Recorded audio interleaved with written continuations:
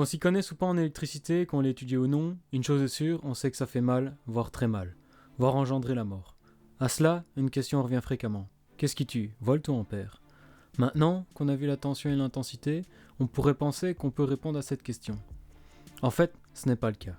Pour répondre à cette question, il va falloir apprendre la notion de résistance ainsi qu'une formule qui la prend en compte. Sans cela, il n'est pas possible de comprendre ce qui tue quand on parle d'électricité. Salut à tous, moi c'est Raven et aujourd'hui on se retrouve pour une nouvelle vidéo. Avant de vous expliquer le rapport de l'électricité avec le corps humain, il va falloir que je vous explique la loi d'Ohm. La loi d'Ohm, nom issue du physicien allemand Georg Simon Ohm, est une loi qui lie la tension, l'intensité et la résistance. Cette loi, elle est souvent utilisée en électricité et c'est pour cela que c'est l'une des premières qu'on apprend. On a vu précédemment ce qu'est la tension et l'intensité, passons alors à la résistance. La résistance est l'aptitude d'un matériau conducteur à s'opposer au passage d'un courant électrique. En gros, le courant passera avec un peu de difficulté, mais pas assez que pour le bloquer totalement. La résistance va être notée R et sera exprimée en ohm avec pour symbole la lettre grecque oméga. Maintenant qu'on sait cela, revenons à la loi d'Ohm. Cette loi possède une formule qui est exprimée comme suit. U est égal à R fois I. Avec U qui est la tension exprimée en volts, I est l'intensité exprimée en ampères et R qui est la résistance exprimée en ohm. Quand on observe cette formule,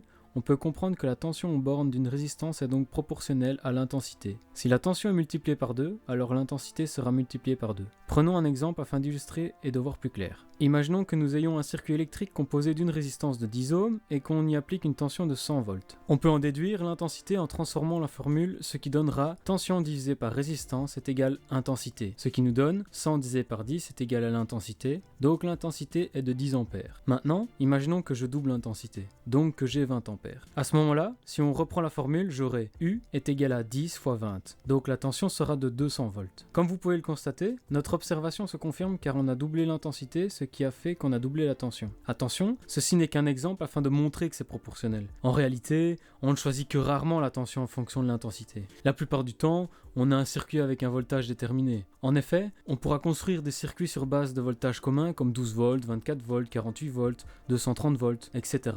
On ne va pas calculer la résistance et l'intensité et se rendre compte qu'on a besoin d'une alimentation de 162 volts par exemple. Une deuxième constatation est qu'on peut facilement moduler la formule afin de trouver l'information manquante. Si on cherche la tension, on utilisera la formule U est égal à R fois I. Si on cherche l'intensité, on utilisera la formule I est égal à U divisé par R. Et par contre, si on cherche la valeur de la résistance, on utilisera R est égal à U sur I. Maintenant qu'on connaît la loi d'Ohm, on va tenter de répondre à la question qu'est-ce qui tue ? Tension ou intensité ? En effet, on peut désormais répondre à cette question car notre corps est résistant, même très résistant. Ce que je veux dire, c'est qu'il n'est pas pris comme un conducteur, mais plutôt comme une résistance. Car un matériau est pris comme conducteur parce qu'il laisse passer facilement le courant. Par exemple, le cuivre qui est un très bon conducteur possède quand même une résistance, mais très faible, moins d'un ohm en général. Je dis en général car quand on parle de cuivre, on parlera plutôt de résistivité qui variera en fonction de la section du conducteur, de sa longueur, de sa température, etc.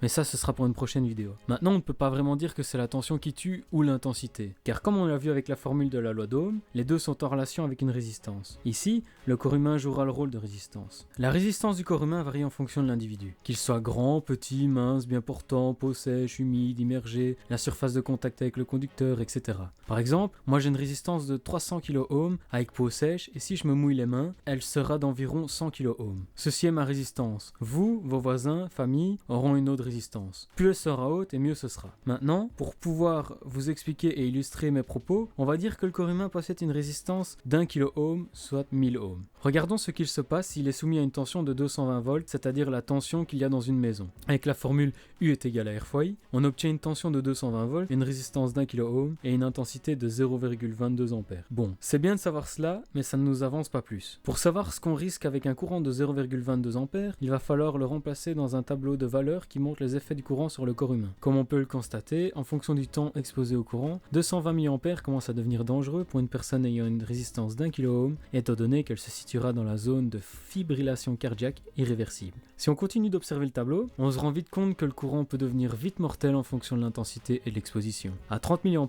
on se situe au seuil de la paralysie respiratoire. À 50 mA, on commence à se situer au seuil de fibrillation cardiaque irréversible. À 1 ampère, on arrive à l'arrêt cardiaque. Encore une fois, tout dépend du temps d'exposition. Ensuite, après observation du tableau, on peut se rendre compte que nous parlons d'ampères lorsqu'on parle de dangerosité. Maintenant, pour arriver à ces intensités, il faut faut jouer avec la tension. Et cela se confirme dans votre maison. Lorsqu'on veut se protéger d'un défaut de courant à la maison, mais qu'on ne peut pas diminuer la tension, comme par exemple pour utiliser une machine à laver, on placera un différentiel de 30 mA. Le différentiel déclenchera si la machine a une fuite de courant. Par contre, si l'appareil nous permet d'utiliser une tension plus faible, on réduira cette tension. Prenons par exemple des lampes. On peut tout aussi bien trouver des lampes qui fonctionnent en 24 volts qu'en 220 volts. À ce moment-là, si on juge qu'il pourrait y avoir un danger potentiel comme dans une salle de bain, on décidera d'installer des lampes fonctionnant avec du 24 volts qui sont des lampes basse tension. Si on utilise la formule, on aura une tension de 24 volts pour un corps humain de 1000 ohms. Si on a I est égal à U sur R, on aura 24 divisé par 1000 est égal à 0,024 ampères. Et passer de 220 mA à 24 mA est non négligeable. Et si on veut, on peut encore baisser la tension afin de passer à du 12 volts. En effet, une batterie de voiture 12 volts peut délivrer beaucoup de courant, mais vous pouvez quand même la toucher car la tension n'est pas assez élevée. Maintenant, vous allez me dire que pour plus de sécurité, pour plus de facilité, qu'on devrait passer tous les appareils en 12 volts. En théorie oui, mais en pratique, cela n'est pas possible. Une lampe ne consomme pas beaucoup alors que d'autres appareils ont besoin de plus de puissance, ce qui s'avère plus compliqué de les alimenter avec du 12 volts. Mais je ne vais pas m'attarder là-dessus, ce sera le sujet d'une prochaine vidéo. Pour ce qui est de la tension, il existe une exception. Cette exception, c'est la clôture électrique. Vous savez cette clôture qui entoure le pré des vaches ou des chevaux et qui fait entre 1000 et 10 000 volts. En effet, pour la plupart des personnes, malgré le fait qu'elle possède une tension importante, elle n'est pas dangereuse car l'intensité est limitée et la fréquence est plus basse, environ 1 Hz, afin de ne pas rester entre guillemets collé. Son but est de donner une impulsion afin d'effrayer et non de blesser. En plus de tout cela, il faut prendre en compte la nature du courant. Le courant continu n'aura pas le même effet que le courant alternatif car comme je vous l'ai expliqué dans la vidéo précédente, le courant alternatif alterne, ce qui signifie qu'il passera par des phases positives et négatives. En passant par ces phases, il atteint des pics avec une tension plus haute, ce qui nous donne une tension moyenne. Alors que le courant continu, lui, il est constant. En conclusion, comme on peut le constater, on peut dire que ce sont les ampères qui nous tuent car si on touche une clôture électrique de vache, normalement on n'est pas blessé car il y a un limiteur de courant malgré la tension importante. Par contre, en général, il n'y a pas de limiteur de courant assez faible que pour nous protéger. En effet, les protections comme les disjoncteurs protègent les circuits et non les personnes. Ils peuvent laisser passer un courant beaucoup trop important pour nous protéger, car les machines qui fonctionnent ont besoin d'une certaine intensité pour fonctionner. À ce moment-là, il faut faire attention à la tension et il faudra veiller à diminuer la tension afin de ne pas se faire électriser voire électrocuter quand cela est possible bien entendu. Ou sinon, il faudra veiller à installer un différentiel. Je ferai une vidéo sur les protections. De par cela, on peut comprendre qu'il faut une certaine intensité pour être nocif pour le corps humain. Mais pour avoir cette intensité, il faut avoir une tension.